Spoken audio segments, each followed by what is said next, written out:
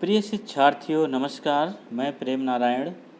आज हम षष्ठी एवं सप्तमी विभक्ति का अध्ययन करेंगे। इसके पहले हमने अपादान कारक पंचमी विभक्ति का अध्ययन किया था। तो सबसे पहले जानेंगे कि षष्ठी विभक्ति कहते किसे हैं। तो षष्ठी शेषे इस सूत्र के अनुसार कर्म आदि कारक संज्ञा की विवक्षा न होने पर शेष कहलाता है और उसमें षष्ठी विभक्ति होती है। तो वास्तव में संबंध कारक नहीं होता, यानी संस्कृत में संबंध कारक नहीं होता, क्योंकि यह वाक्य में प्रयुक्त एक संज्ञा या सर्वनाम का दूसरी संज्ञा या सर्वनाम के साथ संबंध दर्शाता है। तो यहाँ पर यह बताया गया है कि संस्कृत में संबंध कारक नहीं होता। तो क्यों नहीं होता? क्योंकि जो कर्ता कारक होता है उसमें कर्ता कारक में जो है संज्ञा या सर्वनाम की ही प्रमुखता रहती है। तो संज्ञा या सर्वनाम कर्ता कारक के अंतर्गत ही आ जाते हैं, इसलिए संस्कृत में संबंध कारक नहीं होता है। यहाँ संबंध का नाम इसलिए दिया जाता है कि एक संज्ञा का एक दूसरी संज्ञा या सर्वनाम से संबंध दिखाया जाता है, इसलिए उसका नाम संबंध कारक कहलाता है। और संबंध कारक हिंदी में होता है, संस्कृत में नहीं होता है। तो यहाँ पर उदाहरण है, जैसे रामः दशरथस्य पुत्रः आसीत्। राम दशरथ के पुत्र थे। तो यहाँ पर राम का संबंध राजा दशरथ से है, तो इसलिए यहाँ पर एक संज्ञा का दूसरी संज्ञा से संबंध दिखाया गया है। इसलिए संबंध दिखाने के कारण यहाँ पर षष्ठी विभक्ति हुई।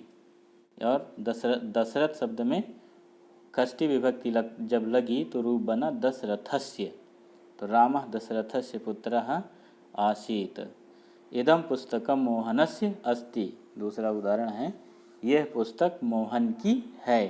तो इसमें भी दो इदम सर्वनाम है और पुस्तकम क्या है? पुस्तकम कर्म है और मोहनस्य मोहन संज्ञा है। तो यहाँ पर पुस्तक का संबंध मोहन से है, इसलिए यहाँ पर षष्ठी विभक्ति लगी। तो अगला है षष्ठी हेतु प्रयोगे। तो जब हेतु या प्रयोजनवाचक शब्द कोई आए तो उसमें षष्ठी विभक्ति लगा करती है। जैसे सह अध्ययनस्य हेतोः अत्र वसति। वह अध्ययन के लिए यहाँ रहता है या वसता है। तो अध्ययनस्य हेतु, तो यहाँ पर हेतु शब्द के योग में अध्ययन शब्द में षष्ठी विभक्ति लगी। यानी जो प्रयोजनवाची शब्द होता है उसमें षष्ठी विभक्ति लगती है। तो यहाँ पर पढ़ना क्या है? प्रयोजन है या हेतु है। तो सह अध्ययनस्य हेतोः अत्र वसति। वह अध्ययन के लिए यहाँ पर रहता है। और ऐसे ही दूसरा उदाहरण है, सह कृषि कार्यस्य हेतोः अत्र वसति। वह कृषि कार्य के लिए ही यहाँ पर रहता है। तो इस प्रकार हेतु शब्द के योग में षष्ठी विभक्ति लगा करती है।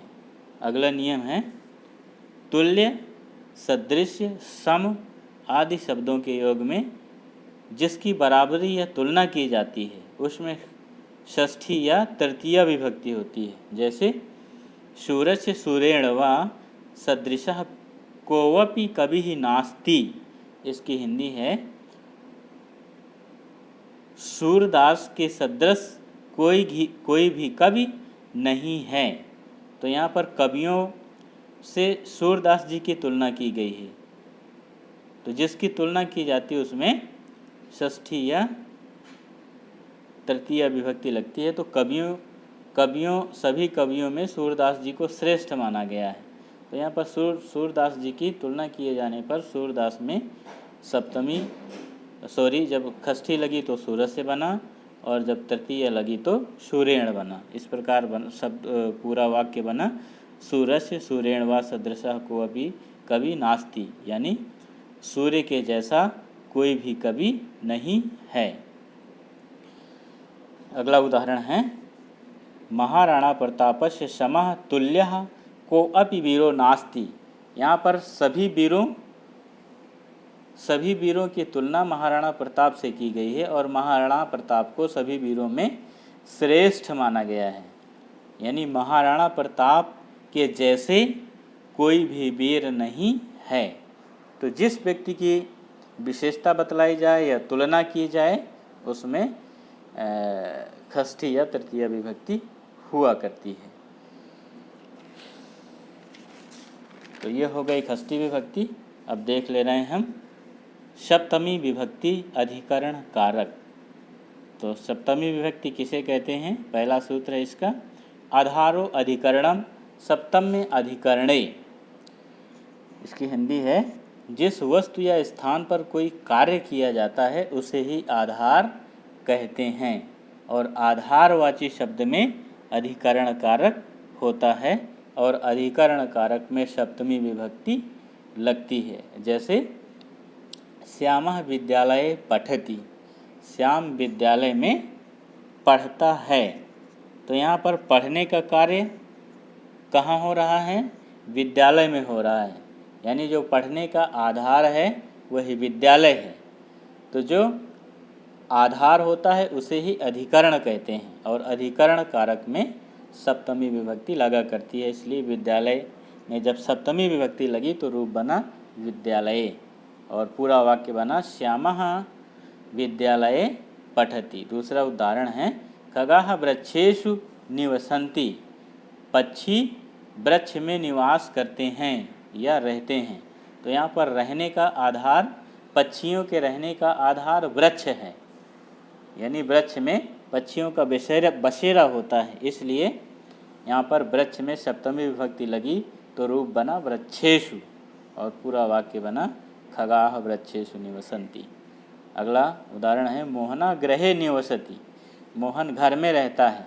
तो रहने का आधार घर है, इसलिए घर शब्द की संस्कृत गृह बनी और इसमें सप्तमी विभक्ति लगी।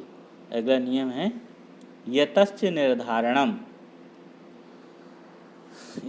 इसका हिंदी तात्पर्य है, जब किसी समूह या समुदाय में से एक की विशिष्टता प्रदर्शित करने के लिए यदि उसे समूह से पृथक किया जाए तब समूहवाचक शब्द में षष्ठी या सप्तमी विभक्ति होती है। जैसे छात्रेषु श्यामः बुद्धितमः अस्ति। तो यहाँ पर जो छात्र है, छात्र शब्द वह समूहवाचक शब्द है और यहाँ पर सभी छात्रों में श्याम की तुलना की गई है या श्याम की श्रेष्ठता बतलाई गई है। तो इस कारण से जो समूहवाची शब्द छात्र है उसमें सप्तमी विभक्ति लगी और रूप बना छात्रेषु श्यामः बुद्धितमः अस्ति। यानी सभी छात्रों में श्याम सबसे अधिक बुद्धिमान है। अगला उदाहरण है, गायों में काली गाय बहुत दूध देने वाली है। तो यहाँ पर गायों में जो गाय शब्द है बहुवचन है यानी समूहवाचक है। तो सभी गायों में जो काली गाय है वो बहुत ज़्यादा दूध देती है। तो यहाँ पर काली गाय की विशेषता बतलाई गई है, इसलिए जो गाय का समूहवाची शब्द है उसमें षष्ठी या सप्तमी विभक्ति लगेगी और उसका संस्कृत रूप बनेगा गवाम गोशुआ श्यामा बहु क्षीरा। यहाँ पर जो गवाम शब्द है वो षष्ठी विभक्ति का बहुवचन रूप है और गोशु सप्तमी विभक्ति का बहुवचन रूप है और वा का अर्थ होता है अथवा। गवाम गोशुआ श्यामा बहु क्षीरा, गायों में जो काली गाय है वह बहुत ज़्यादा दूध देती है। अगला नियम है, जिसके लिए सम्मान, आसक्ति या स्नेह प्रदर्शित किया जाता है उसमें सप्तमी विभक्ति होती है। जैसे गुरोः सम्मानम कर्तव्याः, गुरु का सम्मान करना चाहिए। तो यहाँ पर सम्मान शब्द के योग में गुरु में सप्तमी विभक्ति हुई और रूप बना गुरोः, गुरोः सम्मानम कर्तव्या, यानी गुरु का सम्मान करना चाहिए। और लास्ट उदाहरण है, कृष्णः राधायाम अस्निह्यत कृष्ण राधा से प्रेम करते थे। जो असनिहित शब्द है वह लंग लकार भूतकाल का शब्द है और वह प्रथम पुरुष एक वचन में रखा गया है। तो रूप बना कृष्ण राधायाम असनिहित, यानी जिससे स्नेह किया जाए या जब किसी से को सम्मान दिया जाए तो जिसको सम्मान दिया जाए उसमें सप्तमी विभक्ति लगेगी, या जिससे प्रेम प्रदर्शित किया जाए उसमें भी सप्तमी विभक्ति लगा करती है। तो यहाँ पर कृष्ण का प्रेम राधा से दिखाया गया, इसलिए राधा में सप्तमी विभक्ति लगी और रूप बना राधायाम। कृष्ण राधायाम असनिहत, राधा कृष्ण से प्रेम करते हैं। तो प्रशिक्षुओं, आपकी सारी विभक्तियाँ और कारक पढ़ा दिए गए हैं। आशा है आपने कुछ न कुछ सीखा होगा और इसका फ़ायदा आपको एवं बच्चों को अवश्य मिलेगा। तो धन्यवाद, नमस्कार।